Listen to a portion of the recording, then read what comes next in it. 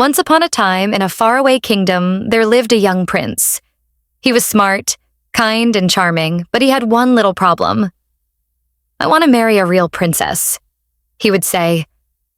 Not just any princess, but a real, true princess. One with honesty, grace, and a royal heart. So, the prince traveled far and wide. He visited castles and kingdoms across the land. He met many princesses. Some were too proud, some too silly, and some too quiet or too loud.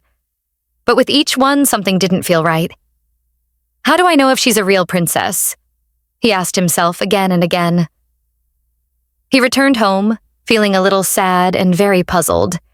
Then one stormy night, when the sky rumbled with thunder and rain poured from the heavens, there was a knock on the palace gate. Knock, knock, knock. The old king opened the door. And there, dripping wet from the rain, stood a young girl. Her hair was soaked, her clothes muddy, and her shoes squished with every step. "I'm a princess," she said politely. "May I please stay the night?" The queen peeked out from behind the curtain and raised an eyebrow. "A princess in this weather?" she whispered to the king. Now the queen was clever. She had an idea to test whether this girl was truly a princess, not just in title, but in nature. So she tiptoed into the guest bedroom and removed all the bedding from the bed. Then, she placed a tiny green pea on the bottom of the bed frame. Next, she stacked 20 soft mattresses on top of the pea and added 20 fluffy feather quilts on top of that. The bed was as tall as a tower. The girl had to climb a ladder just to reach the top. The next morning, the queen asked gently, "How did you sleep, my dear?" The girl smiled politely but looked very tired. "Oh, I'm afraid I barely slept at all," she said. "There was something hard under all those mattresses. I tossed and turned all night. I'm black and blue from head to toe."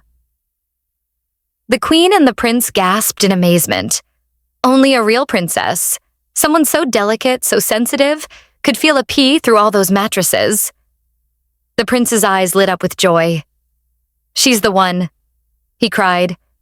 "She's a real princess, inside and out."